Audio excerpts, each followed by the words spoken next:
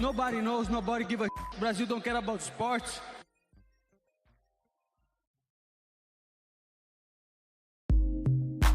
I have a son to raise, I have taxes to pay, and I have a life to live.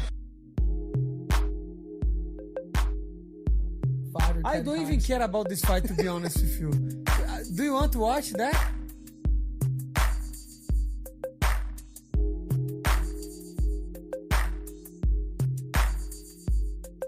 But Mama Babo, how's that name? Fabio Maldonado. Fabio, Mama Babo.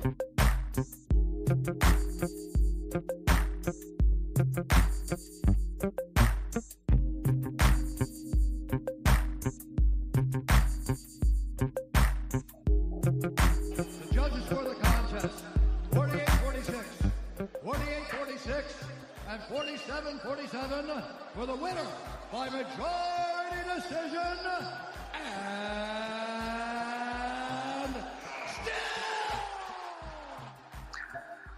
And still, ladies and gentlemen, the Undisputed African Fighting Podcast Champion of the World. Welcome back to Fighting with Friends. This is your weekend recap show.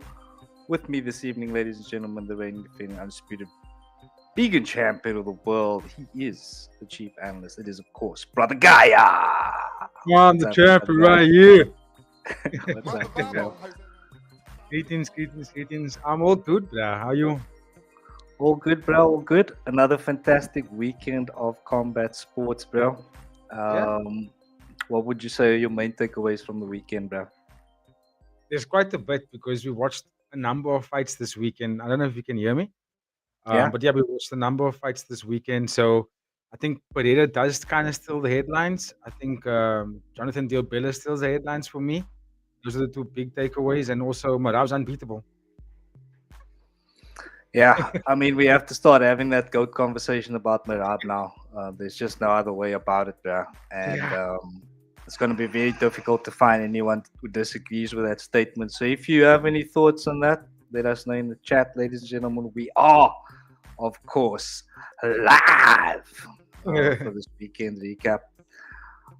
So yeah, BG, we're going to start with our UFC, the UFC. And that was, of course, Big Ankalaev and Alex Poatan Pereira headlining the event here. So without any further ado, BG, let us begin. At the top of the card. But like, share, and subscribe. Let's go. Top of the card. Let's go. Yeah, but at the top of the card, we did see Alex Poatan Pereira become the once again, light heavyweight champion of the world. Dismantling Magomed Ankalaev. Only took him a few seconds, and he really made a statement there, putting any doubters to rest about where exactly he stands in the game of MMA, but also just in this division. I mean, yeah, there's a lot to discuss here, BG. So we'll get into it little by little, but maybe you could just give us your general thoughts about the fight. And I mean, short fight, but what were your main takeaways here, bro?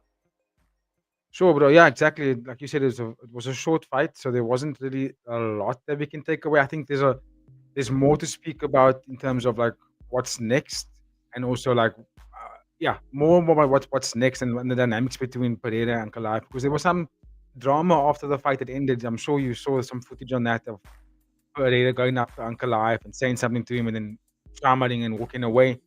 But yeah, in terms of the fight and how long it lasted, not much you can say.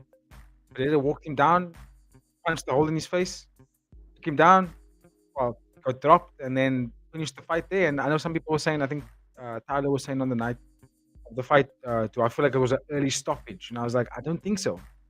I really don't think it was an early stoppage. Yes, Ankalaev had his hands over his face, but I watched that finish back multiple times. I even watched the fight again earlier today to make my notes for this particular recording. And dude, that was some hard elbows he was throwing to him, to the body, to the head. They were brutal. And also Ankalaev wasn't really defending not really defending, but he wasn't getting away from it. He was stuck in that position, taking a beating.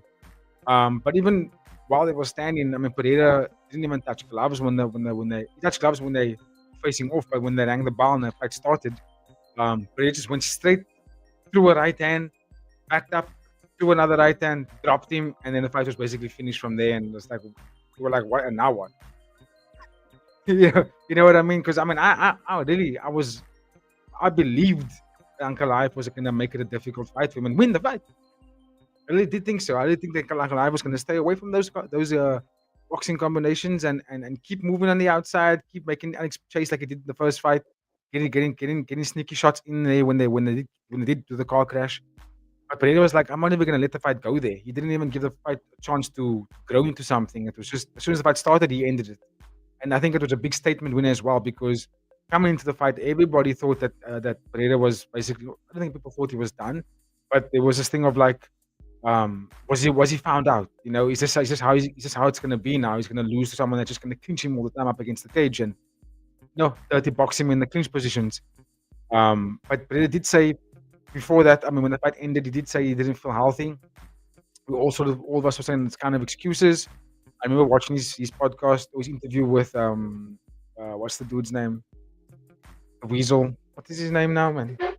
That supports Nottingham Forest. Anyway, Adel Awani, in that interview, and he told Adel Awani he doesn't want to bring this up. He doesn't want to talk about it, but they keep asking him, and he did say, okay, I'll say it now. I was unhealthy. He wasn't healthy coming into that first fight. And he said, we're going to do it again, but I'm going to be healthier this time. And you're going to say, and remember also building up to the fight, I was watching a lot of the UFC podcasts, and the people were saying, it doesn't look like he's ready for this fight. He's overweight. He's way overweight, and there's a week out of the fight, and all this bullshit. But then the fight night comes, and he looks best. He looks the best he's ever been, in my opinion, in terms of shape.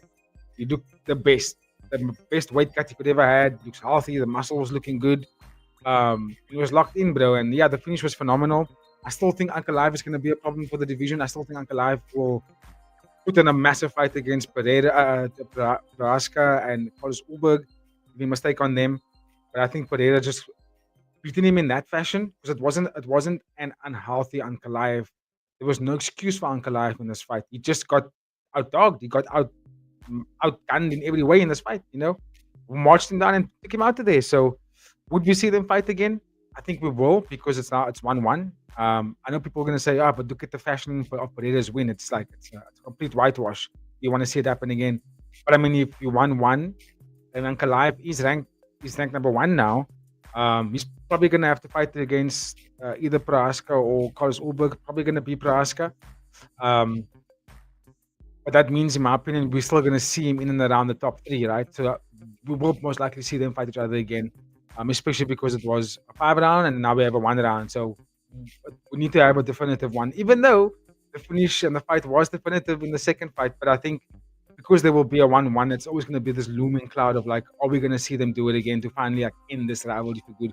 Especially because, in my opinion, Ankalaev's 33 years old. He's going to be in and around that top 3 for quite some time. So we will most likely see them fight again as long as Pereira is the champion. You know what I mean? So, yeah. But in a nutshell, Pereira, you got to give it up to him, bro. He went in there. He did what he said he was going to do. And yeah, what can you say? 50 G's, new champion. Let's go. Chama. Look, I mean, of course, Pereira is more of a fan favorite, and he does move the needle more than Magomed Ankalaev.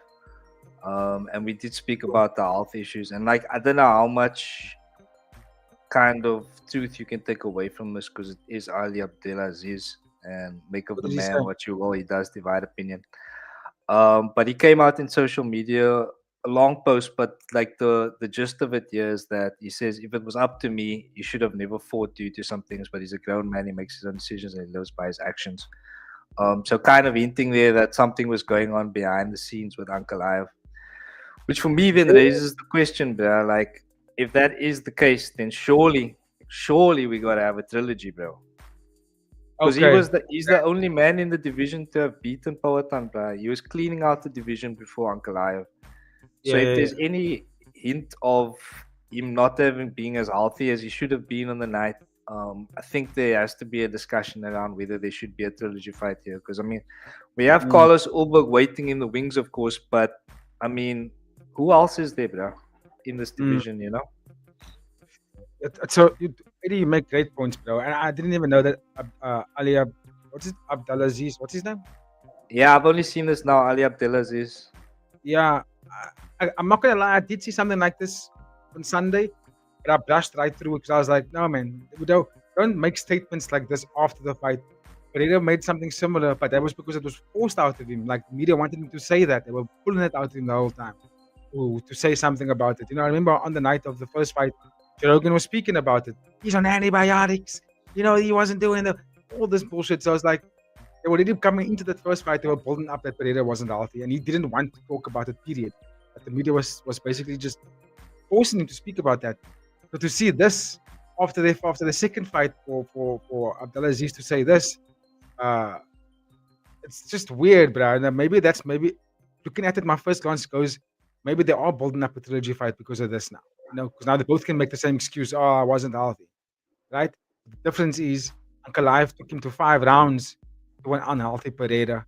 You were unhealthy, and he smoked you in a minute and 20 seconds. So that's for me. It's not the same thing. You know what I'm saying? However, the only thing that make me go, okay, a rubber match is because you 1-1. That's the only selling point you have to have. But now, personally, Ankalaev can't get an immediate rematch because that was his first title defense of his second reign. So, and he lost it. The first defense is you lose to the guy. So, and you got KO'd, by the way. So, in my opinion, Carlos Ulberg has got a massive win streak at the moment. I think it's a 9-fight win streak. Right? Biggest win streak in the division at the moment. He's the only guy that hasn't fought Pereira. You know, okay, he hasn't fought Prajanchai either, but I would say Prajanchai, Ankalaev too. Ulberg, Pereira. Winner of Ulberg and Pereira gets the winner of Prajanchai and Ankalaev. I think that's fair, bro. Yeah. We got a poll in the chat about who you think should be fighting next, as in next Pereira. Get the vote. Let's go in. Let us know. But yeah, that's what I think, AD, to be honest with you, bro. It makes the most sense, and it can be marketable, and you can put them on the same fight card. Yeah. Or for them. Yeah, that does kind of sell itself there.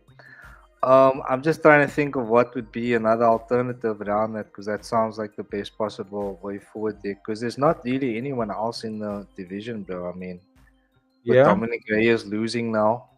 Yeah. Jamal Hill lost. Rakic is fighting on Saturday, I think. Oh, easy? Is he on this weekend? He has a fight soon. I'm not sure if it's this weekend or on the next number card.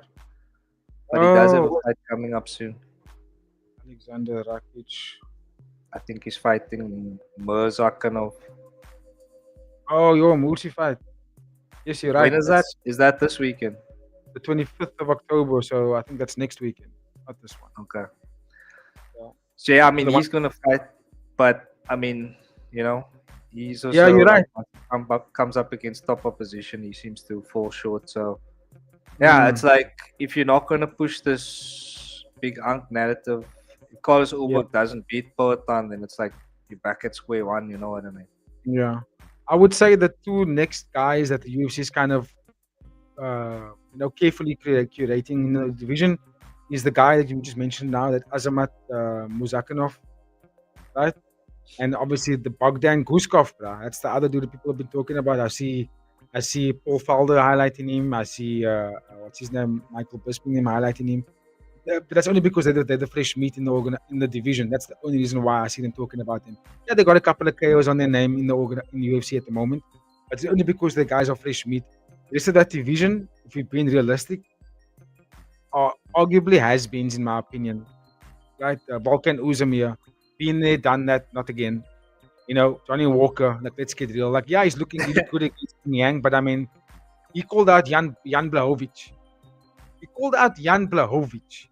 You know what I'm trying to say? You're not calling out someone that's actually challenging. Like everybody knows, and all respect to Jan Blachowicz, but Jan Blachowicz is not going to be a champion again. He's not. The way he fought against Carlos Ulberg highlighted to me that he's going to be. He'll put on good fights against a Rakic. He'll put on a good fight against an Ozdemir. You know what I mean? Who else is there? Alonzo Menifield, Nikita Krylov, and Zhang Mingyang. Like, that's bottom feeder of the top 15 in my opinion, and I will stay there the whole time. So that only leaves Azamat and Bogdan. Those are the only other two fresh meat other than Carlos Ulberg. So that's why I'm going with. That's why I'm going with Ankalaev versus either Prohaska, most likely Prohaska for the second time, and then obviously Carlos Ulberg gets a fresh shot against Pereira. Also, Pereira's also going to be like, give me someone new then before the rubber match. Ankalaev has to go back and prove himself again, unfortunately, because you can't get an immediate rematch if you didn't have a title reign. Yeah. I mean, it does seem to kind of sort itself out here. But let us know your thoughts in the chat, ladies and gentlemen. We did, of course, see Jiri Prohaska crying in the crowd when Alex Pereira won his title. Did you see that? Yeah, he was overwhelmed. He was like, so it's almost like he had an out-of-body experience, and he was like, "Oh, it's gonna happen again. Oh, it's funny." Yeah, you know, it's also like speaking about the kind of guy that Jiri Prohaska is. He's kind of spiritual, for lack of a better term. He's the only fighter, in my opinion, that I've been watching of like the modern fighters. Because Prohaska's not that old; he's a year older than me, bro. So he's one of the only few guys that speak about martial arts like he just watched Into the Dragon. Like he watches it every day. You know what I mean? Like the principles of a martial artist and the thrill of actually fighting a fantastic adversary. It gets him high. You can see it in his face. You know what I mean? And that's probably why he was so overwhelmed with emotion, because he probably felt the goosebumps in his body. He's like, oh shit, I get to fight him again. You know? That's probably what he's feeling in that moment. But I mean, I don't know if he's going to get the fight next. You know how the UFC is. They cater to the casual fans because the casual fans pay for the tickets. And they want to see Pereira fight someone new. And Carlos Ulberg is the guy. And also Carlos Ulberg, in my opinion, it'll be unfair if you don't give it to him. It'll be unfair. He's on a win streak. Agreed.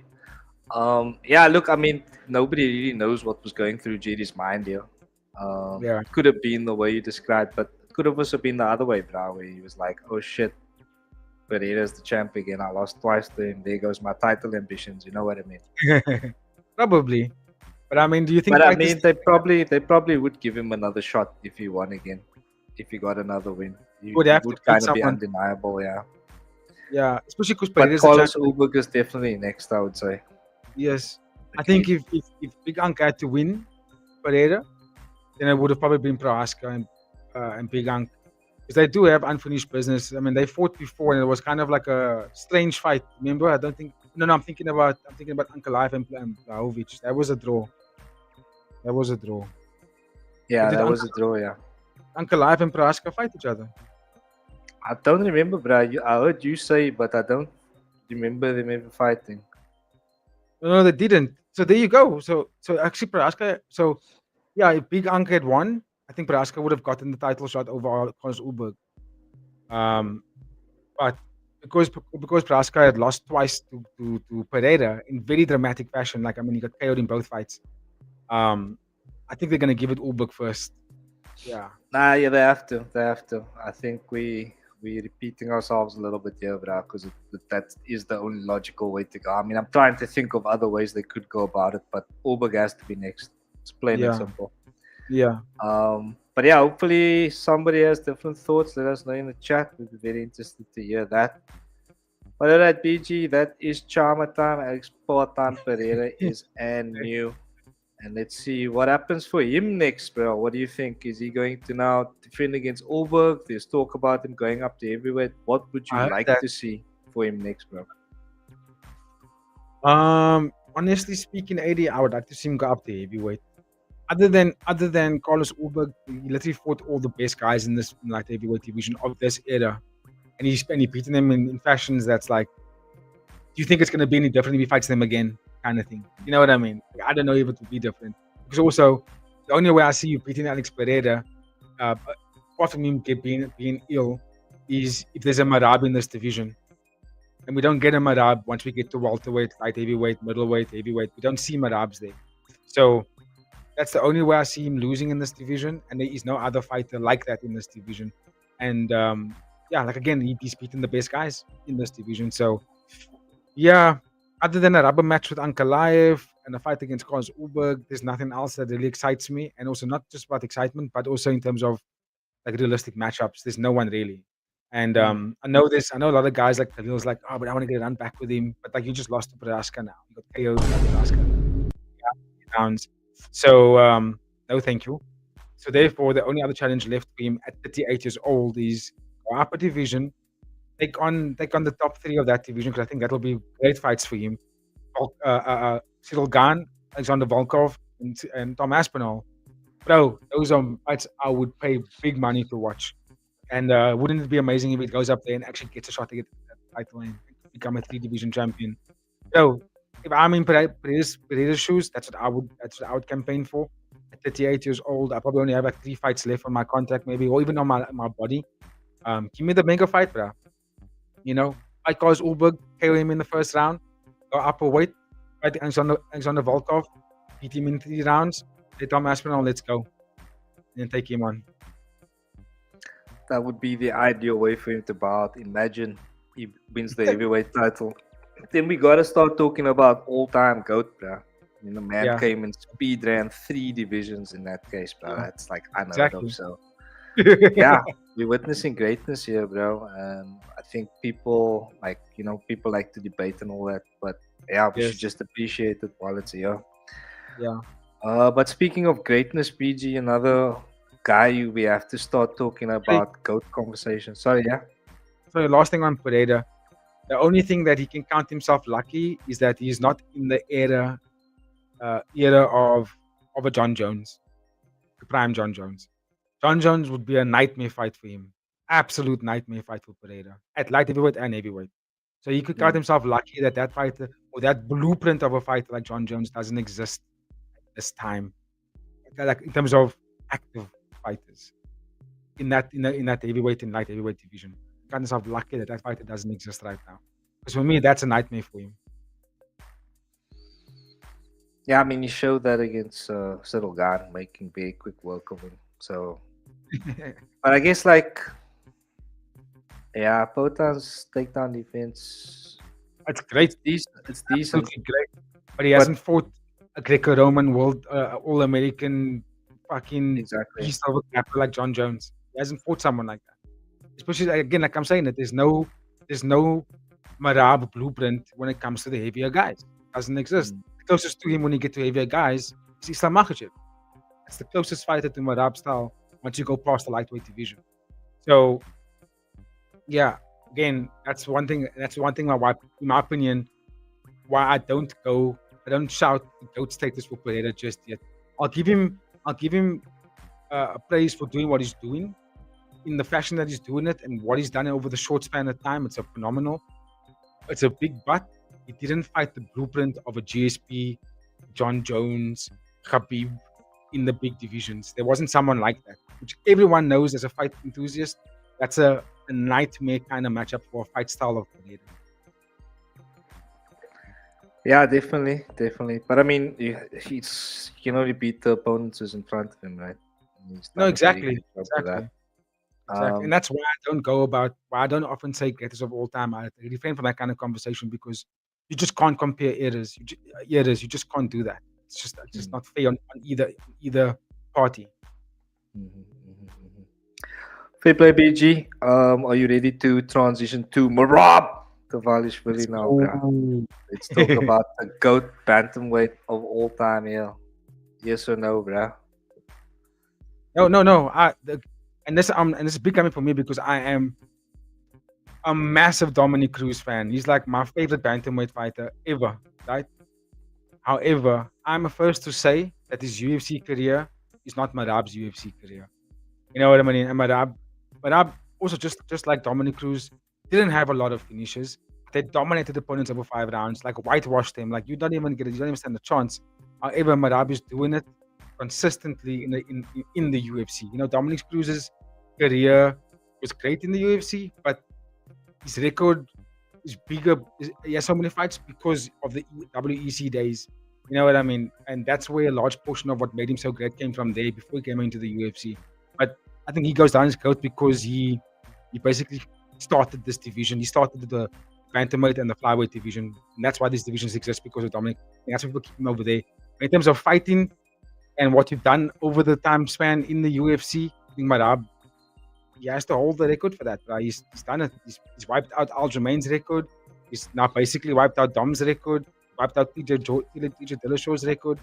Yes, he's not finishing everybody, but he's basically slapping people on the bum in the middle of a fight, talking to coaches, choking people out while laughing. You know what I mean? Like, he's doing stuff that's almost unfathomable to the eye, because you're like, why? But it's because people can't keep up with this dude. You know what I mean? For him to do stuff like that is because Merab knows that you can't hold a candle to the wind to me, bro. That's why he's able to do stuff like that in the organization. And he fought against someone that's largely considered as a top threat for anyone in the bantamweight division. And Merab, in my opinion, I watched it back today again. I scored the fight. And I only gave Cory Sandhagen the 5th round, and that's because I'm being kind. You know what I mean? Round. The 5th round, yeah. We cracked I Merab. didn't see it, but didn't you say you won the first round? Oh, on the Cory. stream? Mm. Yeah, but I watched it back today. I was on the stream, that was live, and a little bit of biasness was making me say that, even though I predicted Merab to win the fight, deep down I wanted Cory to beat him, because I wanted there to be a blueprint to fight a style like Merab's, and it didn't happen. And then watched the fight back again today, and I scored it, and I watched it without sound, and couldn't give Cory a single round other than the 5th, and that was only because he rocked Merab in that round. But I could also argue that Merab kind of took a break in that 5th round. He was like, I already got the fight up. I basically knocked this man down, almost finished him in the 2nd round, outclassed him over round 3 and round 4. Basically gave him no chance to fight the fight he wanted to fight. And in the 5th round, it's like, okay, Cory did a great job at defending getting back up from those takedowns. But I mean, what else? What else? We've been realistic. Same thing happened with Umar Nurmagomedov. He was able to nullify the takedowns, like not get beaten by it. He was getting taken down, but he stifled it, got back up. But then once he was back up, he couldn't do anything from there. It's like he could get some jabs going maybe, but that was it. He didn't back Merab up really the way he would like to. Merab was able to back him up more consistently. In fact, Merab was able to actually go toe-to-toe to him with the striking that led Cory into a fight style that wasn't really what he wanted to do.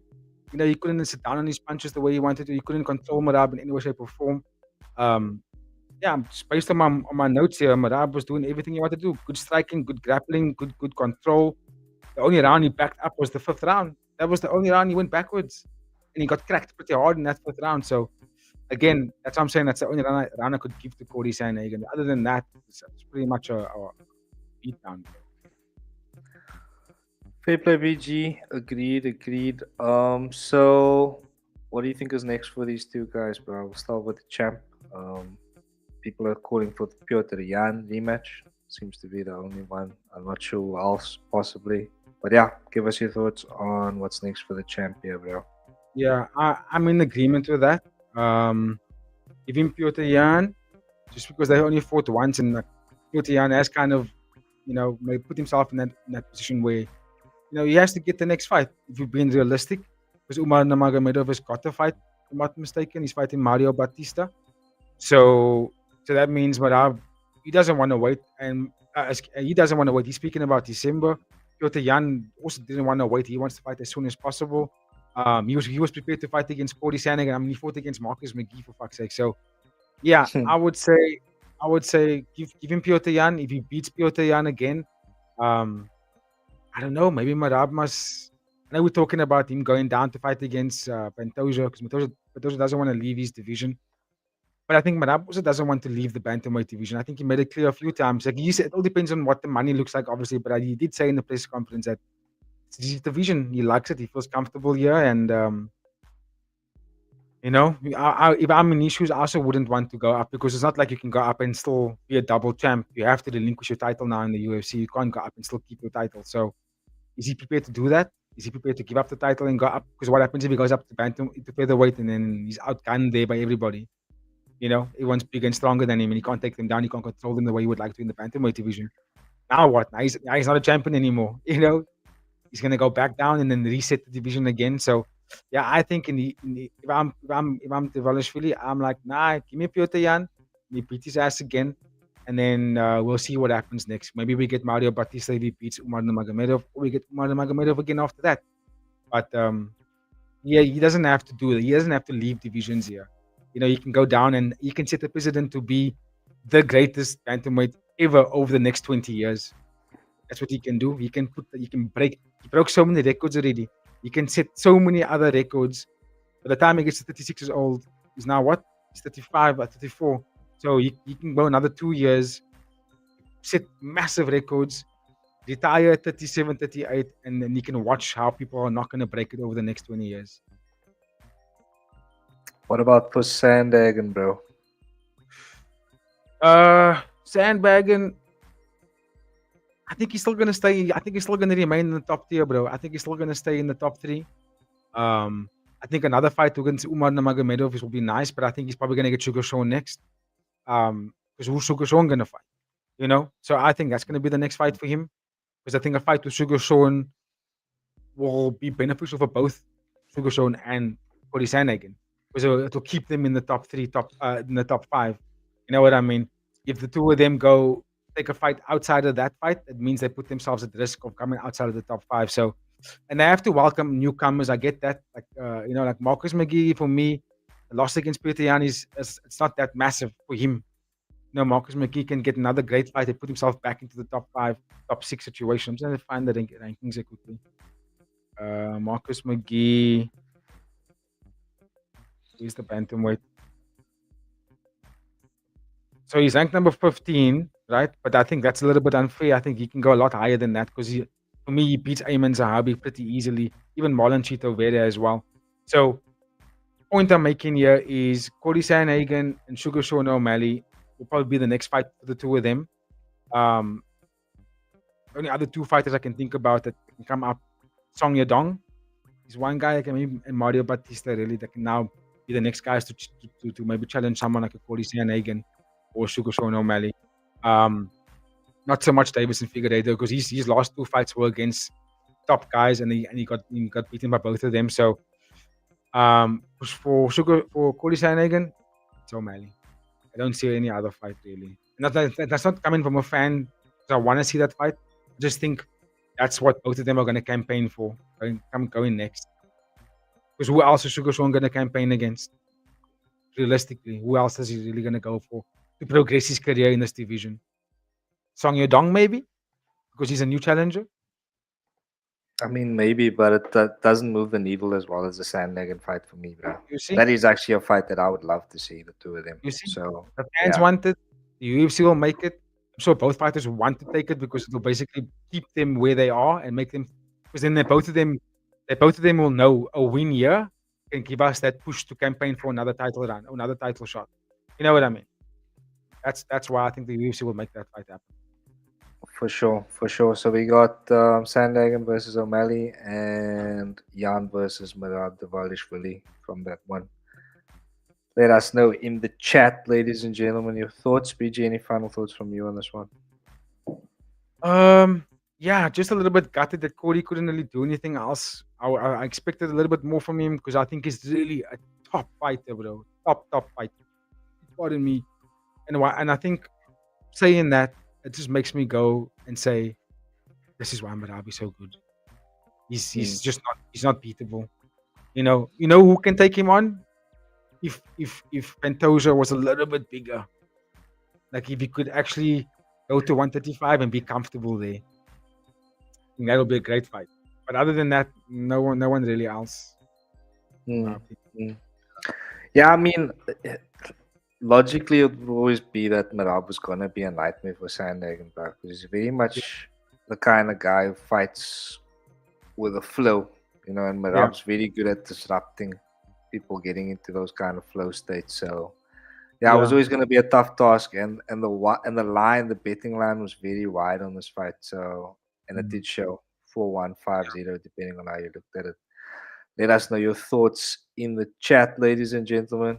But yeah, let's go to some.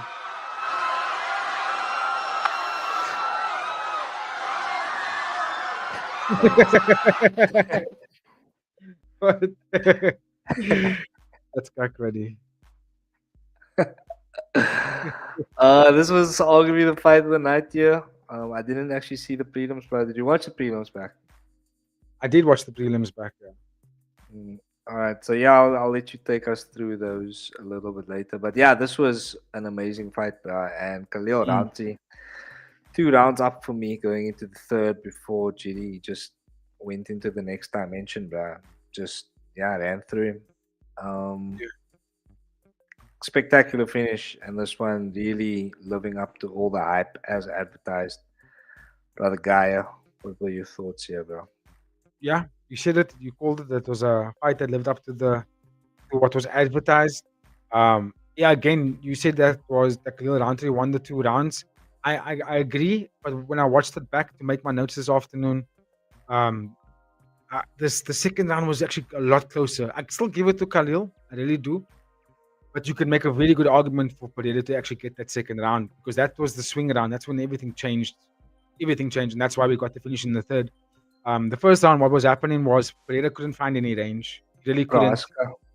Prohaska, excuse me. He couldn't find any range in that first round. Khalil was very sharp, aggressive, good boxing combinations. He was catching Prohaska consistently with the combinations. There was even some good straight through to the body. The body kicks was massive for him in that first round because Prohaska hadn't found a way around it. His side of his body was quite bruised and battered. When they got to the second round, this is where it changed because this is when Prohaska amped or revved up his movement. He was becoming a lot more bouncy now, and he was feinting a lot more. And you saw Khalil started throwing less, became more back foot. Even though he landed harder shots, and he was rocking Prohaska quite a lot in that second round. I had him with a nice elbow, but and this is a big but. Through all of that madness that we were watching, I actually missed it when I watched the fight live. Watching it back the second time, there was a lot of in all those moments when there was exchanges between the two of them. Even though Prohaska was getting tagged all the time and he was getting rocked, he was constantly landing on Khalil Ramsey, body kicks, deeps, calf kicks, deeps, feinting, countering. And although it didn't put, you couldn't see the wear and tear on, or you couldn't see any body language of Khalil Ramsey. You could see the damage. There was a bit of a puffy eye at the end of that second round.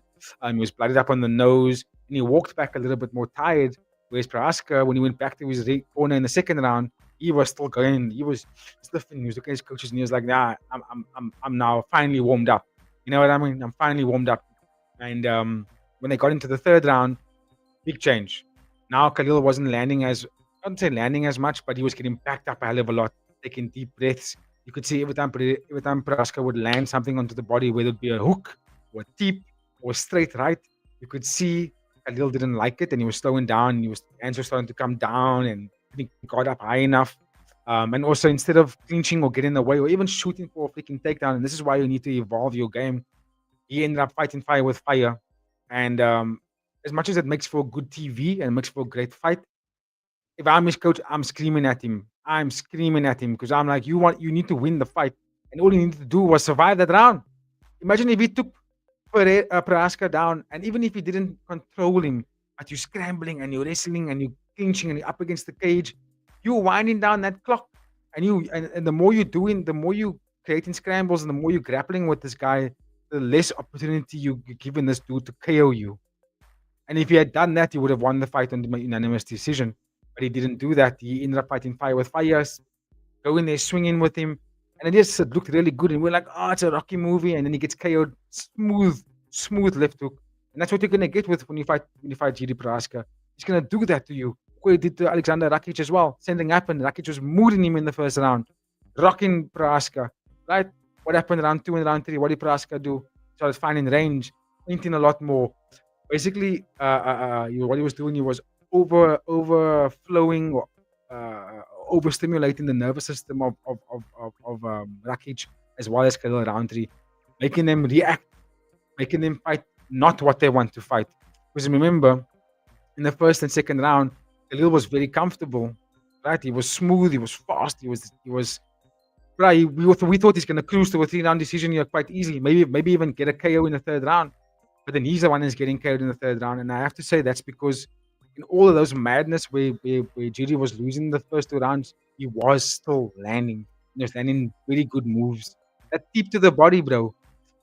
Magic. It's absolutely magic because he was landing it with those sharp in the stomach the whole time. And I was just stabbing him and stabbing him and stabbing him. Yes, he was getting caught. And I will come back to that in a moment. But all of those little moves that go under the radar, the inside calf kick, the outside calf kick, the tip to the body while the one guy's throwing the right hand at you, you're keeping him, catching him with the uppercut, you throw his right hand, take it, boom, liver shot. All those little small moments that go unnoticed because you've seen him getting rocked back by Khalil. He's paying dividends because it's actually you could see what happened when they got to the later rounds. Khalil didn't have anything going forward after that. So yeah, the big thing for me for Jiri is if you fight Alex Pereira with that fight style, I don't know if you make it out there alive. But I mean, I don't think you make it out the fight. I think you're getting KO'd again. I think Prochazka will get KO'd again because he firmly believes that he can't have defense with a high guard. I interviewed him again about it after this fight, and he said he doesn't even know what they're talking about anymore because it's not how he trains. In his mind, his defense is a lot of head movement, feints, because that head movement and that feints will force fighters to almost like react to it, throw in something, and then he's there for a counter. And I know it's it's a beautiful fight style to use, but not against other elite strikers. They will fucking catch you. And he did that in the first 2 fights, and he got KO'd in both fights. So, yeah, as much as I won't be upset if they do have a third fight. I just don't know if it goes any different. You know, Prochazka's gonna have to wrestle with him and clinch and just fight the all-around MMA fight. Because as long as you're gonna want to strike with Alex Poatan Pereira, you always stand a high chance of being flatlined by him. Always. So yeah, that's my big takeaway. Big ups to Jiri Prochazka, great fight of the night, massive finish, beautiful finish. But that defense needs to be leveled up. And even if it doesn't even have, if you don't really want to put your guard up for defense, it could be defensive by wrestling. You know what I mean? You can change the fight by wrestling with him. So yeah, I just think that again, coming back to Khalil Rountree, if he had wrestling in his game, he would have won this fight. And he would have wrestled in the third round and taken no damage. You on mute, broski. Maybe a bit of fight IQ lacking there from him and his team. But we've spoken about what's next for most of the athletes involved in this foursome. We just haven't gotten around to Khalil Rountree. So Alexander Rakic has a fight coming up. Would you say the winner of Rakic versus Murzakanov faces Khalil Rountree? Is that a fair call there? Yeah. Because I mean, everyone else seems tied up, and Jan Blachowicz is arguably already retired. So yeah, fights seem to make themselves in this division. PG, any final thoughts here on GD and Khalil before we move on, bro? No, I think you hit the nail on the head there. I think we can keep it moving because we do have other 2 fight cards to get through as well. So yeah, still trying to finish this today. But we'll be a bit quicker moving on here because there wasn't much to talk about with Yusuf Zalal and Josh Emmett. Yusuf Zalal getting the job done by first round submission. He thought that he was going to cruise to a 3-round decision here, and you were saying before the fight that you'd like him a bit more if he had this kill switch, you know, that power punch that put someone out. But yeah, he did end up getting a finish by submission, which was arguably as impressive. So yeah, give us your thoughts on your favorite fighter here, BG. Yeah, 100%. I agree with you. I did want to see a kill switch in him, and that was it. It doesn't have to be a KO punch to be a kill switch. What I want to see is I want to see fighters push. You know what I mean? Push the envelope. You like say, I'm going in here and I'm going to beat you. And that's what I wanted to see for him. In the past, he always used to beat fighters by touching them and not getting touched. You know what I mean? Which is, again, also a masterful thing to be able to do. I mean, Dominic Cruz basically blueprinted that. So, yeah, I get it.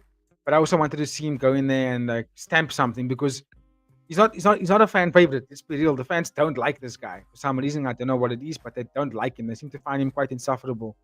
And the only way you change that as a sports athlete, you win. no matter what sport it is, you want to get people on your side, win and win good. And that's what he did. And I got my notes here. He didn't back up. And I thought he was going to do that. I thought he was going to fight on the outside, and just be the smoother and slicker fighter here and stay away from Josh Emmett's, the power punching. But he was like, no, dude, I'm going to actually take this motherfucker down and tap him out very quickly. And he did exactly that. He didn't back up, which I found very impressive. I mean, Josh Emmett came in, lunged, and Yusuf just went sideways, takedown, took him down. All right, get the armbar, verbal tap. There you go. Great win. Nothing else happened in the fight, really. And the reason why I say it's a great win, because Josh Emmett is considered not just by the UFC fan base, by the UFC as what you call it, not necessarily gatekeeper. I would say gatekeeper because he's 40 years old, but they still put him highly ranked. You know what I mean? Just look at his last fights. He's fought against Ilia Topuria, Yair Rodriguez.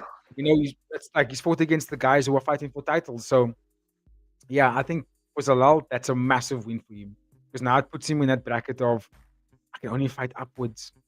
No more fighters that are ranked equal to me or below me. I must fight upwards from here now. So yeah, massive win for Zalal. And for Josh Emmett, I think personally, he doesn't have to do anything else, bro. You don't have to do anything else. You fought champions. You fought for an interim title. You have legendary highlight reel finishes that's gonna go down as one of the most devastating punches in the UFC, arguably. You're already a fan favorite. You don't have to do anything else. You got children, you got a family. Go become a coach now. You can make a lot of money being a coach. Go do that. But for Yusuf Zalal, onwards and upwards from here, bro. What's next for him, BG? Looking at the division here. If I'm Yusuf Zalal, I would say give me Arnold Allen, bro. Straight up, give me Arnold Allen. I don't know if he can shoot any higher than that just yet, because once you go higher, it's too locked up if you're being realistic. So I would say give him Arnold Allen, because a win over Arnold Allen is also a massive win, because Arnold Allen is also considered to be quite a highly ranked fighter in the division. Also only fought the who's who, and he's being very quiet.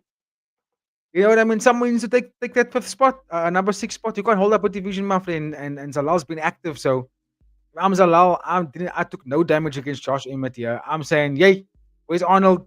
It's been a whole year since we saw this guy fight. You're holding up the division here, my friend, because you can't call it. He's not going to be able to get Aljamain Sterling. Let's be honest. Aljamain Sterling is not going to take that fight.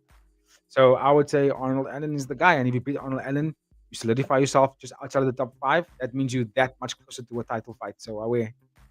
Zalal's in a very sweet position right now in his career. He is indeed, bro. We'll move on to body bags. Joe Pyfer, who defeated Abus Magomedov by a second round submission here. BG, what can you tell us? Body bags.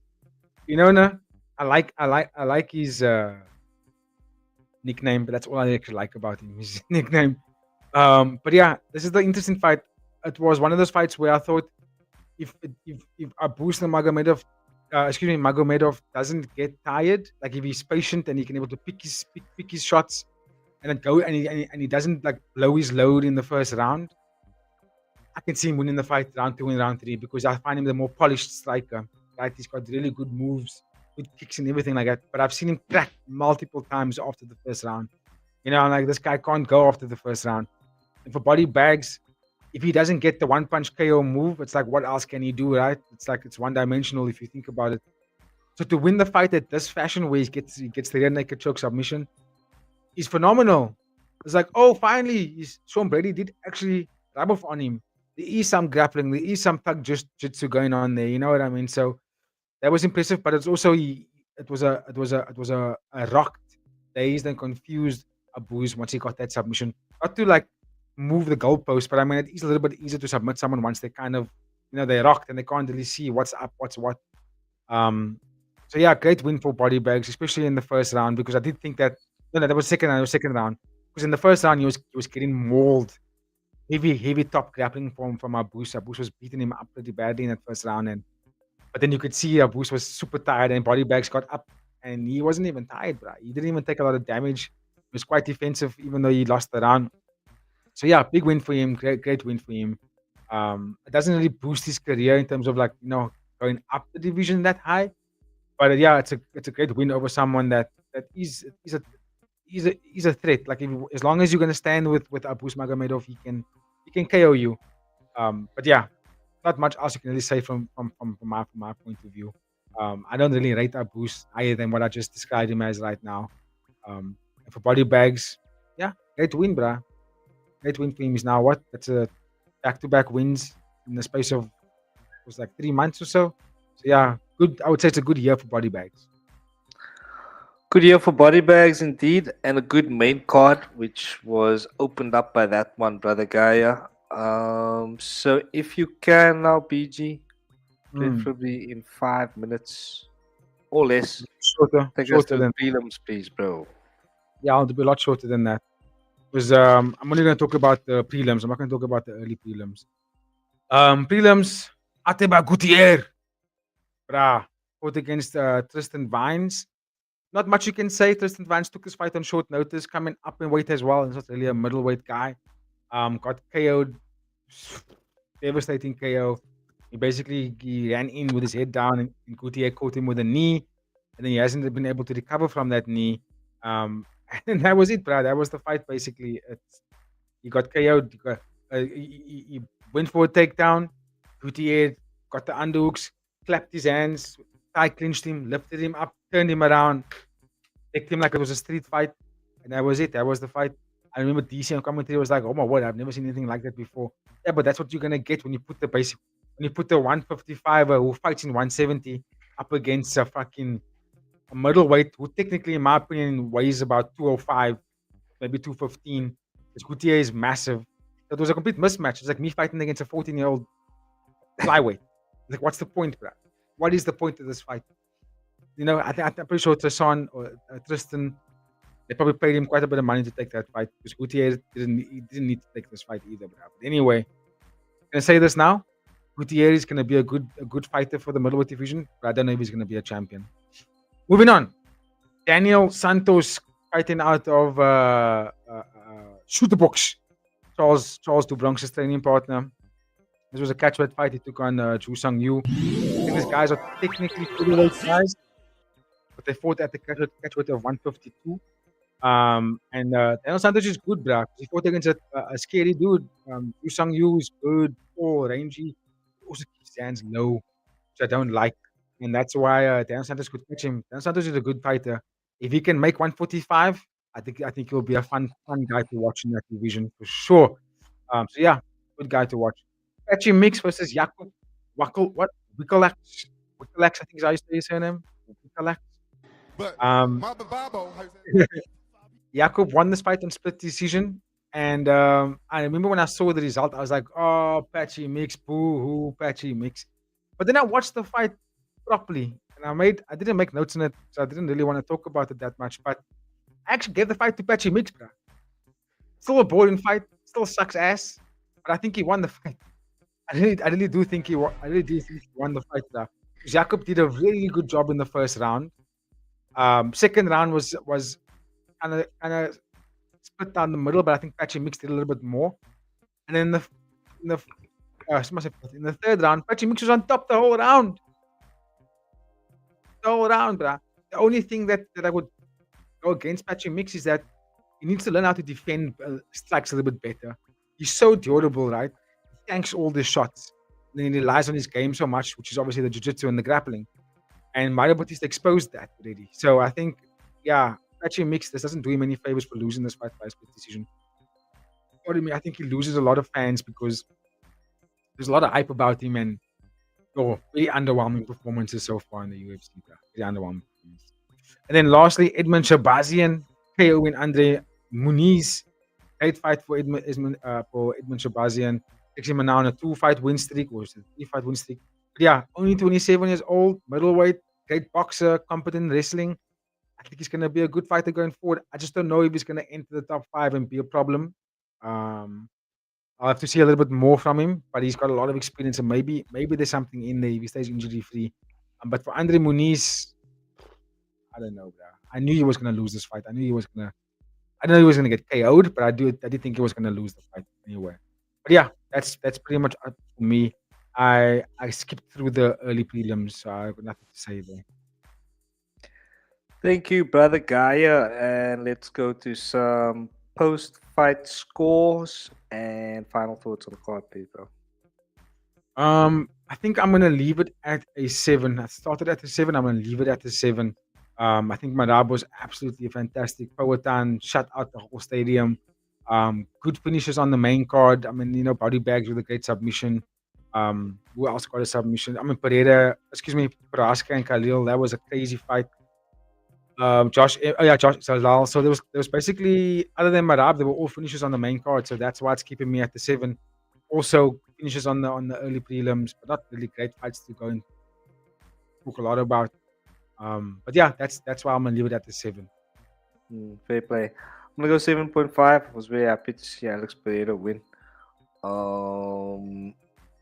Yeah, I also wanted Khalil Roundtree to win because I would have thought that I backed him to win that fight. So yeah.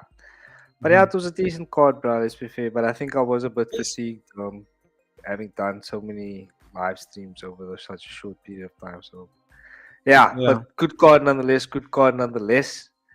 And speaking of good cards, we're gonna go now to one Fight Night 36. This one took place at 3 a.m. South African time.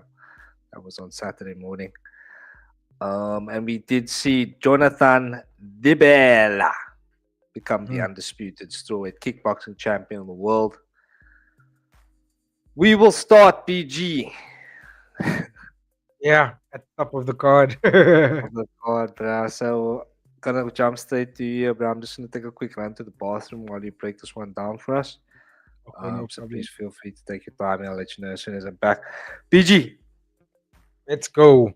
Yeah, what an amazing fight for Jonathan Dibella to unify the strawweight kickboxing title in the One Championship. And amazing fight. There's not much you can really take away from it because it was pretty much the same thing that happened in the first fight. Even JDB said it himself when he had his post-fight interview. They asked him like, what was significantly different, and so on. He's like, nothing. I just did what I did in the first fight and more. And he sat down more on his punches this time.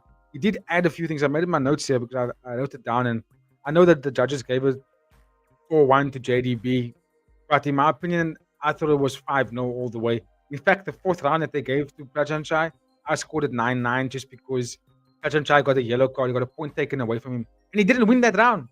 I watched it back again, and I made notes. He didn't win that round. The round was even. It was no one dominated it. It was like tit for tat, and we're going. Yes, Prajanchai was going forward and throwing shots like this the whole time, but a lot of it didn't really do anything. JDB was cracking in the whole time with the counter check, right hook, consistently inside low kicks. And there was moments where JDB backed him up in the fourth round as well, a few times. So for me, it wasn't a dominant round for Prajanchai, and he got yellow card, so he got a point deducted for him. So he can't get the 10, he could only get the 9, and then that means JDB, he can't get an 8 because he didn't get knocked down. So you must give him the 9 if he lost that round. So therefore, it makes it 9-9. So I would go a full out, in my opinion, a full 5 rounds beating. Even though I gave it 9-9, I still would have given it to JDB anyway. But yeah, he won every single round. He looked sharp, he looked fast, but that was what was predicted. Prajanchai looked a little bit anxious about it. He did feel a little bit intimidated about JDB. He did speak about that intimidation before the fight. Calf kicks were hella insane from JDB, inside and outside for both legs. Prajanchai was the whole time, but he was getting tagged consistently. The big thing I wrote in my notes here was, what did JDB do differently to get away from Prajanchai's strange, awkward style about switching stances and throwing stepping knees?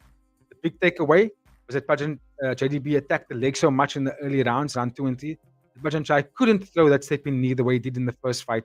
He didn't have it anymore because his legs were basically cooked when he got to the later rounds. Also, a big thing that JDB added into his game for the second fight was the check right counter hook. That was the one that was catching Prajanchai consistently, and that was the heavier shot from JDB. Even though he had all the other kicks that he threw in there, a lot of high kicks, but the heavier shots that was really hurting Prajanchai, that was stopping him in all the movements, was the counter right hook. And also, JDB overall sat down more on his shots. You could see he was actually planting his feet and digging in there with that shots. Prajanchai, and this is why I think JDB says what he says. He said it on live stream post-fight interview. He said he still thinks that Sam A hits harder than Prajanchai. And remember when we had the interview about it with myself and Eddie, we watched it back. He even said it in the interview as well. And Nick Atkins interviewed him. He said it there as well. Saying he hits harder than Prajanchai. Prajanchai doesn't have a lot of power. And I was wondering why he said that. And I watched the fight back again today. Prajanchai has this thing where when he goes forward and he actually starts punching, it's not punches that have a lot of uh, typical boxing technique where you can generate a lot of power. So look at how boxers punch. Boxers hit really hard because they got technique that's boxing. Prajanchai is not a boxer. He's a Muay Thai practitioner. He fought Muay Thai his entire life, over 500, almost 500 fights. So And when you see him, now, the undisputed one strawweight kickboxing champion of the world, John. short 30. Yeah, what I noticed was Prajanchai's punching techniques is a lot of. I can show you on screen. It's not like he's like JDB's. He's so flawless. Like he's throwing the hips into it, and he's 90 degree in his arm to get the maximum leverage and power for the punch. His Prajanchai is like it's a lot of volume and speed, but he's just flicking it at you. Clinch, poof, knee. Clinch, poof, knee. That's what he would do the whole time. And JDB. And also, Prajanchai was getting called back for a lot of. He actually got the yellow card because of all that clinching, by the way. Because you obviously can't do it in kickboxing. And I think that's why JDB says he doesn't have a lot of power. Because if he's throwing bang, bang, bang, bang, bang, you could see JDB just took it and then counter, bang, bang, bang, with much harder hooks to the body and to the head. And that you could see when he landed on Prajanchai was getting rocked. He didn't like any of it. But yeah, still a legend, still a great fight. He still took it to JDB. He still made it a competitive fight, but I think JDB won every single round. And it's undeniable. And yeah, let's go. And you. And always, I don't know how you want to phrase it, but because he was the interim champion and he believed he didn't lose the first fight, and I'm super stoked that he won it in this fashion as well. Because I did ask him also in the interview was, what is better or what do you hold more value, a 5-round shutout or highlighted KO? And we came to an agreement that the 5-round shutout is equally, if not more than knocking someone out, like Pereira knocking out Ankalaev in a minute and 20 seconds, beating someone that's like a big threat to you over 5 rounds like that. Yeah, massive, absolutely massive. So yeah, well done JDB. Fought a great fight, and then I think Prajanchai is still gonna hang in there. I mean, he's only 30 years old, so it's not like he's done. You know what I mean? We're still gonna see him fight quite frequently. So yeah, but in a nutshell, I think JDB just looked flawless. Nothing wrong. He did nothing wrong in the fight. He was quick. He was creative. He was stronger. He was just everything he wanted to do was just perfect for him in the fight. And yeah, we may just see a third fight between these two guys, depending on what Prajanchai says. Yeah, Prajanchai definitely not done, but he still is the Muay Thai champion of the world. So I mean, yeah, JDB also talking about possibly going into Muay Thai after this for a super fight with Prajanchai. So yeah, lots to look forward to there. Do you have any final thoughts on this one in terms of what's next, maybe, or what you would like to see? Personally, I would like to see JDB moving to Muay Thai because I don't think there's gonna be that many strawweight kickboxers that he will fight against, unless we're gonna see a lot more influx of Japanese strawweight kickboxers from Rise and so on and K1 and Knockout. But until then, I think moving to Muay Thai will be the best decision because if he stays in kickboxing, he's gonna fight Muay Thai fighters in his weight class coming over to kickboxing. So you're gonna fight them anyway. You know what I'm saying? And he did say, I saw in a Bangkok Post interview, he did say that he has been training Muay Thai. He just kept it a secret. He wanted to get the title back first, and yeah, I think Prajanchai is set to fight Alif in December. So yeah, I think if I'm Dear Bella, I would say if they're not gonna find me someone next in strawweight kickboxing, I'm going to fight Prajanchai for his title, Muay Thai title. Let's go. 2-sport champ JDB. Sounds good. But all right, bro. Aung Insang has officially retired. He did get the job done by a second round KO against Sebastian Kadestam. This one, yeah, that didn't look good on the eye. Yeah, look, I'm just gonna come out and say it. I think there was a bit of theatrics on display here. I feel like there was a bit of match fixing. I don't like to say that because I think Aung Hlaing Sang is such a good guy, and I don't feel like he'd be involved in such terrible things really. But it didn't look good, bro. That first round looked like they were pulling punches. They just Yeah. weren't going for it, bro. I don't know what your thoughts are Mhm. on that, but Aung Hlaing Sang getting the send off that he couldn't have scripted, although I feel like it was scripted. Oh, myself. So yeah, bro, BG, take us through your thoughts on this one, bro. And yeah, Yeah. I don't know. I don't want to, it should. Yes. I don't like to say it, but that's what Yeah. it was, bro. You know what I mean? Look, I can see how it looks that way. I mean, you're not the only person that said that. We had people on our live stream. Shout out to Anonymous Poetan. What was the other guy's name? Benjamin. They were all saying the same thing. No, Benjamin wasn't there, but Anonymous Poetan seems to agree with you. So that means two people are seeing the same thing, and I'm pretty sure some of the audiences might have agreed with you guys as well. I'm not going to shut it down because it did look that way. At the same time, I'm going to choose to be on the other side. Not to convince you and Anonymous Poetan, to convince anybody, but just for myself.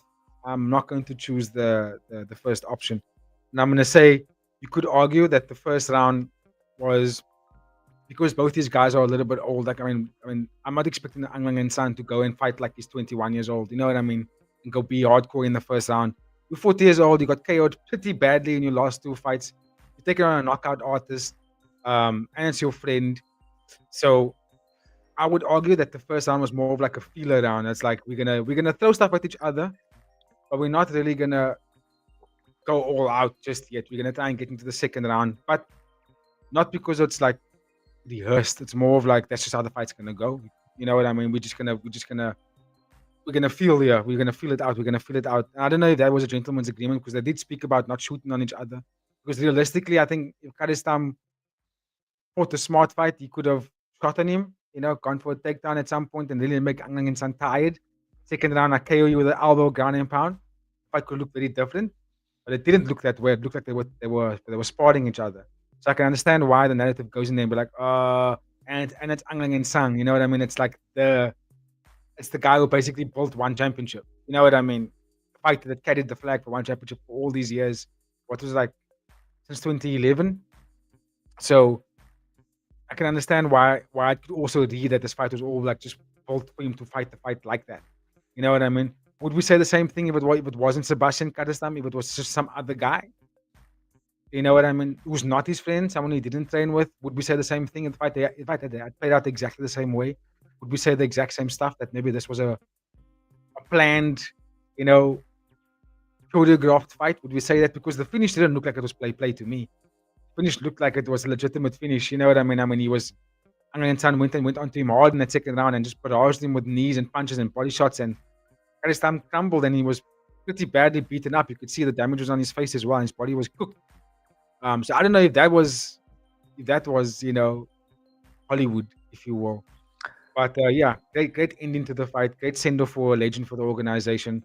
I don't want to stay any longer on this fight, to be honest with you, because I don't want to keep talking about what it looked like in the first round. You know what I mean? I don't want to stay on that. I would have loved to stay in that argument if we had more people in the live chat, because I'm gonna play devil's advocate. I'm not going to agree with you, AD, even though I do. I'm not going to. I'm gonna bring the other side of it and say, at the end of the day, it is a fight. You know what I mean? They are punching and kicking each other, and there's only so much that you can. There's only so much of pulling punches you can do before you finish someone.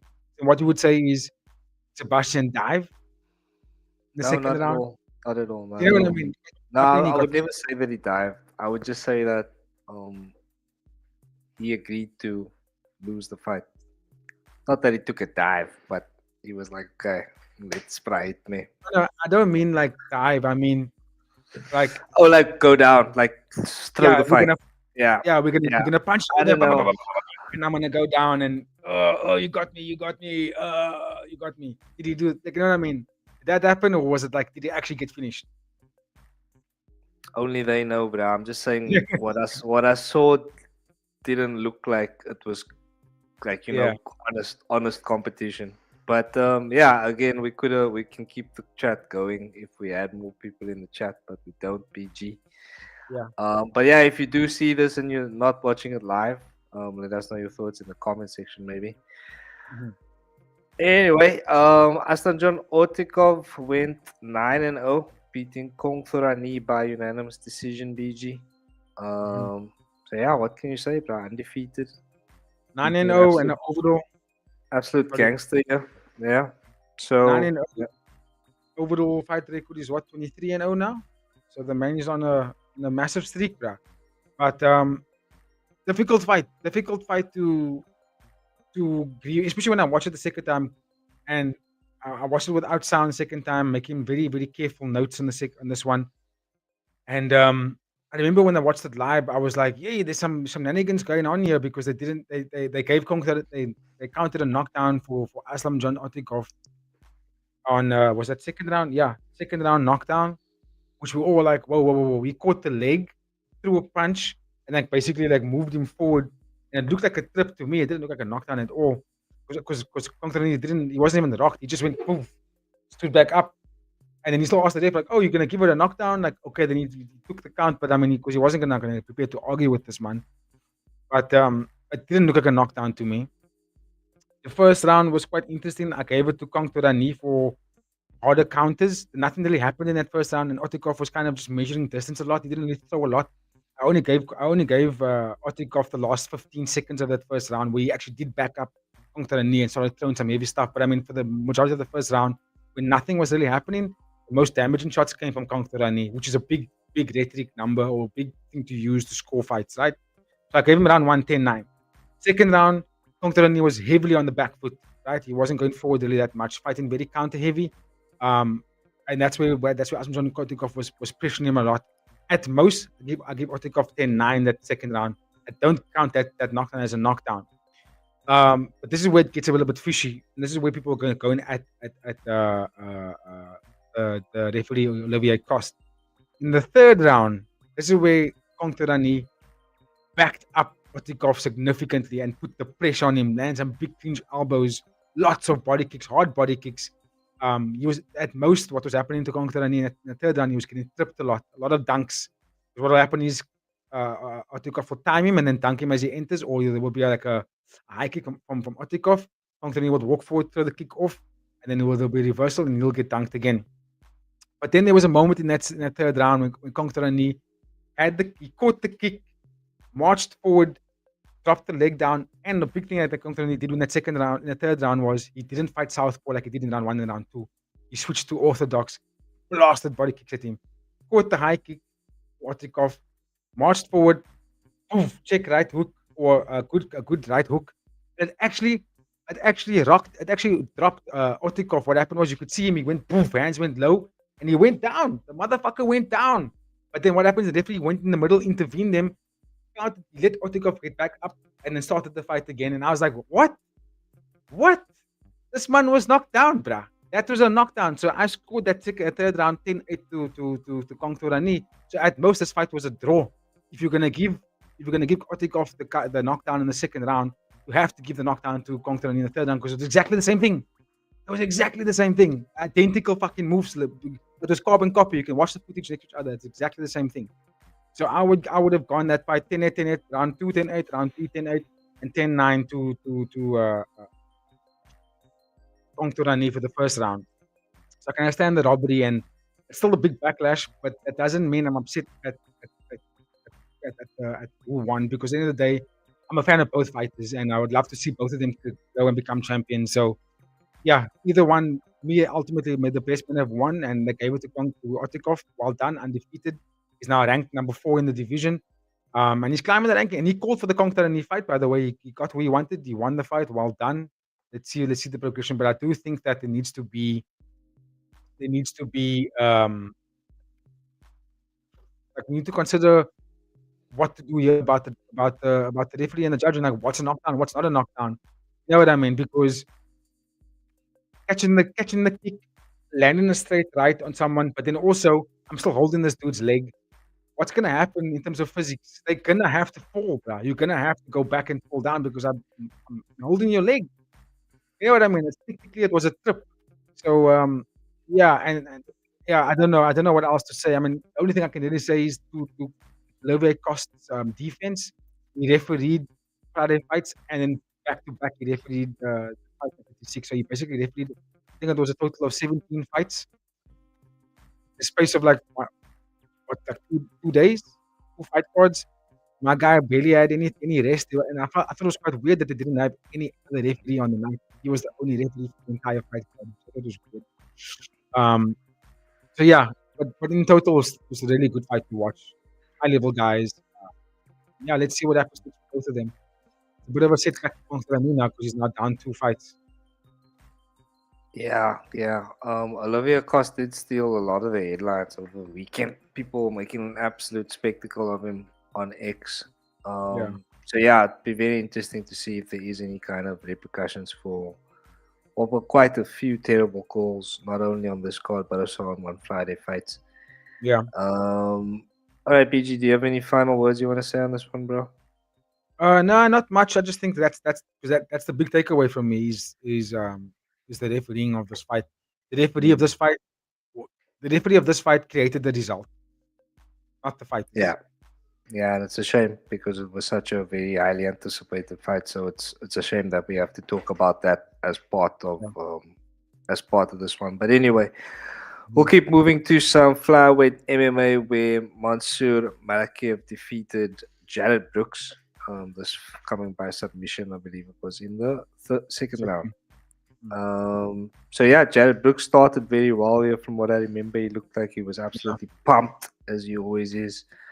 But Malakaev getting the job done in the end here. BG, what can you tell us? No, Malakaev is good, bruh. He basically fights like Jared Brooks, but he's bigger and stronger. Same style, same weaponry, same movement, same everything. Just a taller, stronger guy. Jared Brooks did really well in the first round. He grappled extensively, took Malakaev down, held him there. When they got back up to the feet, held him up against the ropes, did some damaging work there. But then the second round, it was like, what happened? Suddenly, it was a whole different fight. Malakaev walked straight down to Jared Brooks, picked him up, locked the legs, locked the hands, slammed him, boom. Moved to side control, elbowed him a little bit, and then what I liked what he did was he kind of stood up a little bit, basically giving Jared Brooks the falseness of like he can actually get out of this. Jared Brooks, which I find quite surprising as a champion that he is, he did something quite a little bit strange. He shot for like a double leg from that position where I thought maybe he could have done a single instead, and he went for a double leg, leaving his neck out in the open, and then basically Malakaev was able to sink in the dash choke. Beautiful dash choke, by the way. And instead of tapping him out, Jared Brooks was asleep. He couldn't tap out. He was gone. So yeah, great win for Malakaev. It's basically, I think did he lose a fight? I don't think he lost a fight yet in the organization. Oh yeah, he lost to Joshua Pacquiao. So now he can get a rematch against Joshua because I think he is the rightful opponent next for Joshua Pacquiao in this particular division. Oh no. Wait, this is flyweight MMA? I thought it was strawweight MMA. Yo, mad. Sorry, I take all of that back. Very interesting. I don't know why this fight wasn't at strawweight. That changes so much. It changes everything. Now I don't know if Mansour can fight against I don't know if he gets the. I don't know if Yu Wakamatsu beats Joshua Pacquiao in Japan in November. I don't know if Mansour gets Yu Wakamatsu. You know what I mean? I think the fight for him is Joshua Pacquiao strawweight. That's the fight to make. But anyway, regardless, I think the next fight for Malakaev is a title fight, nothing else. Fair play, BG. Fair play. It's time for the monkey god to hang up his gloves. Perhaps, I don't know. I'm surprised to see him fight at flyweight. Maybe he couldn't make the weight anymore for strawweight. But yeah, he's now on a 4-fight slide. He was 3-fight slide coming into this fight. It's now 4-fight slide. I don't know, I don't know, AD. He's still a good fighter, bro. I think he's still a. The thing about the MMA scene in one championship is that we don't know what's going on there. They don't. When it comes to the top 5 of each division in MMA, they don't fight frequently enough because we don't get a fight night card every week. We get a fight night card every second month. So, or sometimes every month. So that means we don't see the high level MMA guys fight frequently. You know what I mean? So that means the divisions don't move enough. So that means we could still maybe see Jared Brooks fight again and stay in the organization and have some more fights. But I mean, if this was UFC, I think it's a different conversation. You know what I mean? Yeah. But yeah, we need to talk about the MMA scene in One Championship a little bit more because it's a bit weird. We don't see enough of it to kind of know what's going on when it comes to MMA. Yeah, we did propose possibly having full MMA cards for one championship Yes. and isolating it from the other striking sports. But let us know in the comment section. I don't see we don't really have many people in the live stream this evening, BG. But yeah, we'll go to Sanzar Zakharov, who came up against Hu Yong, getting the job done by unanimous decision. But it wasn't easy for him here. No. Hu Yong definitely making a scrap of it. BG, Yeah. Talk us through this one, please, bro. Yeah, even though it wasn't easy for him, I still marked him down 10, winning every round, Sanzo Zakharov now, because even though he had to really work for his takedowns, the fact that he was still working them, you know what I mean?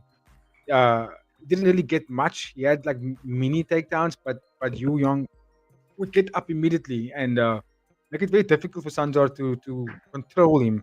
But the simple fact that he was consistently shooting on him, grappling with him, making him defend takedowns. When they were striking, it was a little bit even. I would say maybe Yu Young had a little bit of the better boxing, but it was kind of even. But the fact that Zakharov was able to take the fight to the ground whenever he wanted to, shoot whenever it was necessary, made him win every round. You know, because he had Yu Young defending all the time. And I will say this though, big ups to Yu Young to actually make it such a grueling fight because it did kind of showcase that Sanzo Zakharov needed to dig deep. And it also highlighted something that I said last week about the Dagestani wrestlers or that region of the Caucasus, Owens, or whatever the word is that they have a habit for me of fighting safe fights. You know what I mean? If they're dominant wrestlers, if they can't wrestle you, they're gonna wet blanket. They're gonna try and just wet blanket as much as they can because they don't want to get KO'd.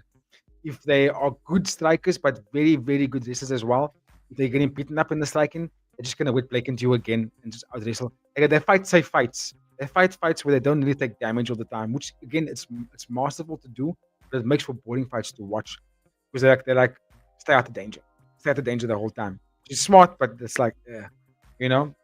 So that's what I saw about Zakharov here. He couldn't really dominate in the grappling the way he normally does. So what he did was he just went for control.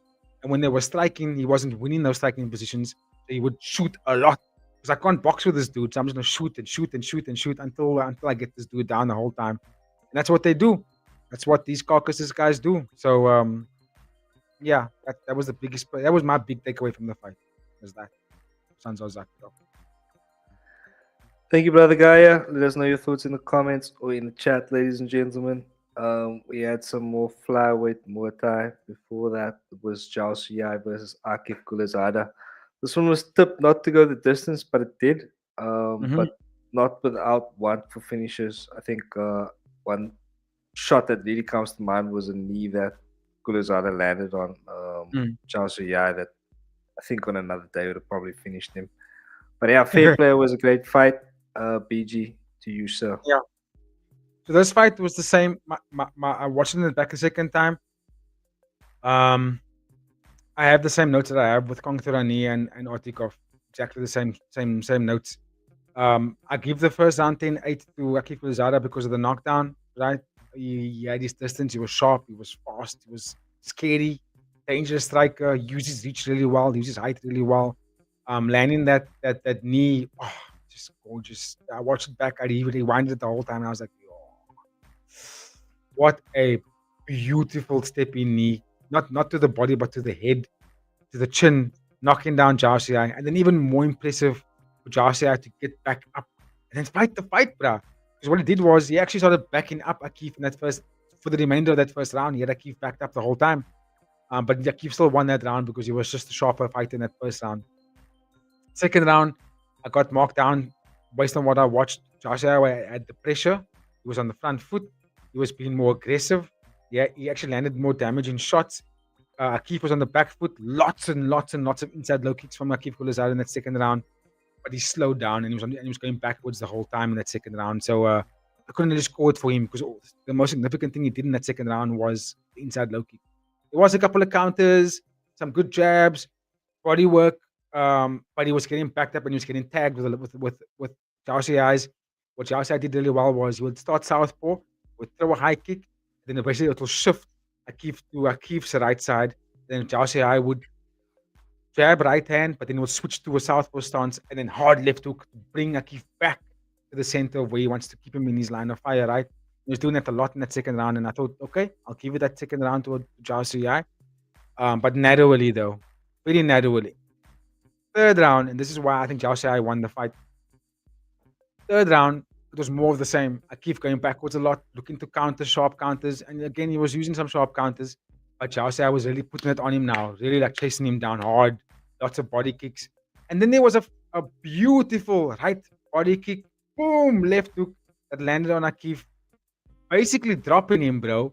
If he didn't grab the ropes, the second rope, he would have been down. It would have been down, count, knockdown, count, give him the 8 count, start the fight again. At which point, what would that do? Make Zhao Xiai win that third round 10-8 because there was a knockdown.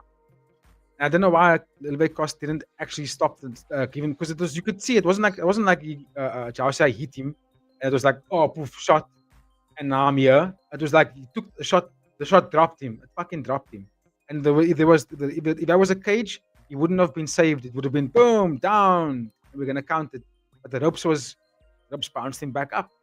So that for me saved his ass big time. And I think again, Livet Cost, only thing I can give him an excuse for is that he had so many fights. The man was tired.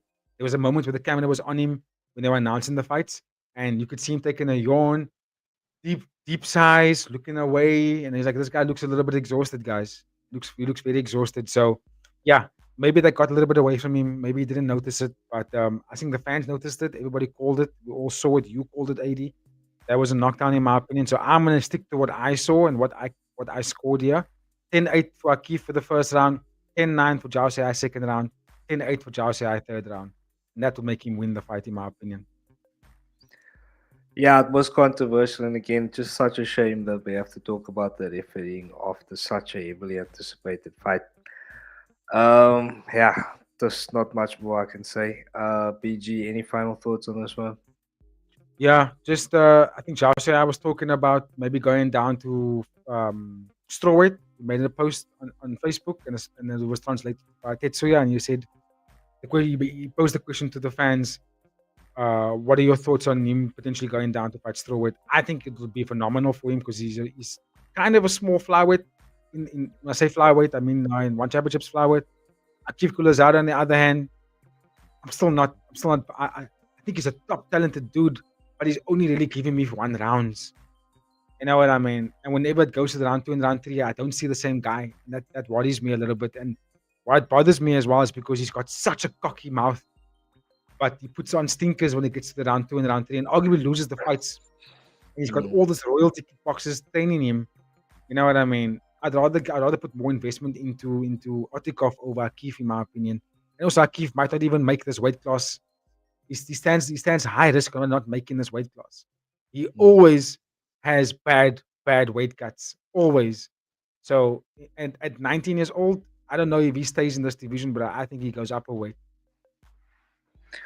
Fair play, BG. Let us know your thoughts in the comments, ladies and gentlemen. We want to talk about the submission grappling. We had Fabricio Andre beat Eduardo Gonzato by unanimous decision. But we'll skip that and we'll go to the ladies' atomweight Muay Thai, where Selena Flores, living up to the hype, defeating Marie McManaman. But yeah, Marie did put up a very good fight in the opening few rounds. But Selena showing a class, showing a quality, coming up tops in the end. And yeah, correct decision for me, BG. Yeah, again, watching the fight live, I was like, nah, Selena Flores won the fight. But when I watched it again, watching all these fights back today with no sound and making notes per round, different outlook on the fight. It's reminded me of when I thought Prajanchai smoked JDB in the first fight. But then when I watched it back the second time, I was like, not so much actually. So with this fight, I gave the first round to Marie. just because she had a lot of pressure. She had strong jabs, fantastic low kicks, and she had Selena backed up the whole round. Selena couldn't find her range that whole round, that first round. When they got to the second round, Marie again, lots of aggression, but then this time Selena found her range. She found her counters. She had very sharp 1-2s, beautiful lever shot from the left hand, beautiful lever shot she has on her. And then obviously the teeps. I mean, she's a teep queen. Let's be real. She had teeps were up to the face, to the body, inside low kicks. And every time Marie would come forward and throw a jab, she would get counted with a very good 1-2 straight from Selena Flores. So I give her 10-9 that second round, just by being the clean and sharper striker throughout that second round. When they got to the third round, and this was very much a swing round for me because I think it was very even. Oh, very, very even third round because Marie actually went forward a lot in that third round, had very good body shots because what Marie did again, she switched up her arsenal in the third round. She would throw the 1-2, but she would end with body kicks, even switch body kicks, which she didn't throw in the second and first round. She didn't throw any body kicks in the second and first round. In the third round, she threw a lot of body kicks on Selena, which I thought was really good. But then what Selena did very well, she was on the back foot the whole of that third round, by the way. What she did really well in that third round was she was evasive. So even though she was getting backed up and she was getting pressured a lot, she was able to get out of the way. She was able to move away from that danger and land her 1-2 and land the deep. And that's why I narrowly give her that third round, overall winning the whole fight. But like you said in the beginning, Eddie, Marie actually made it really competitive, which I thought it was going to be. I remember watching going back to the preview we did, was I picked Selena because she's the current champion, WBC champion. And she's young, she's only 27 years old, and she's coming to the organization with a lot of chip on her shoulder and a plan. She wants Rodriguez. So she's coming in with a big plan. Marie, I always felt with the experience was gonna be a tricky fight for her because Marie is very, very crafty. She's experienced and she's got a lot of pressure game. And I think that I always felt that was gonna be a puzzle for Selena Flores, sorry. But she got through it, so well done to her, and I'm excited to see her next fight because she's very talented. Very talented. Give thanks, BG. Opening up the card first, we had Nicholas Vigner come up against Shozo Isojima. Nicholas Vigner going 0-3 in one championship. Shozo Isojima winning by TKO in the second round. BG, what can you tell us about the opening bout here? I think Nicholas Vigner is the one championship. I'm trying to find a good word for this, but he's the guy that gets paid good money to go to take on like prospects, to get beaten up by prospects. Because if you think about his 3 fights, Kedrotolo gets KO'd, Jabrilov gets KO'd, and then those are 2 youngsters. He fights Shozo, newcomer, 5-0, young guy coming out of Japan, gets TKO'd, and my prediction to the fight was I thought he was going to get out-grappled and submitted. And he got out-grappled, but got TKO'd in the grappling. Massive elbows. I think Nicholas Vigner must hang up the gloves, bro. He's 37 years old. Just chill it out, bro. Go back to Argentina, pull up a cigar, live a good life, Take it easy, bro. For sure. Let's see what you do, my friend. Let's see what the buzz is for lightweight MMA, because lightweight MMA has got some really dangerous guys. Christian Lee's the champion. Razulov is there. The 2 Rotolo brothers are now there. You know what I mean? Adrian Lee. Some good names for him to fight, eh? So yeah, now this is a division I'm excited to see more of in one championship when it comes to MMA, because there's competitors. Give thanks, brother Guy, and that rounds out one fight night 36 very nicely for us there. So BG, give us your final thoughts and your post-fight score for this one, please, bro. I'm not too sure what my pre-fight rating was. I want to give it a very high rating, but I think the 2 fights, Otikov, Kongtarani, Chausia, Akif Kulazada, are such high-profile fights, and they had a lot at stake, and they were controversial. So that brings the score down for me. So I'm gonna probably give it a 7, just because JDB did the things, bruh. JDB did the things, yeah. So yeah, I'm gonna give it a solid 7.5 maybe. But I'm gonna stick with the 7 because for me the most I spoke about on this recap was the refereeing. So absolutely, yeah. I'm gonna give it a 7. Yeah, I think 7 is a fair score there. I would almost go down to 6.5 because there was a bit of submission grappling on there, which I'm never happy to see. And it was an absolute stalemate, that one. Not too much going on. So, yeah, I know we got some jiu-jitsu fans out there, but you have to agree that for the neutral Yeah. or the casual jiu-jitsu fan, it's not entertaining, bro.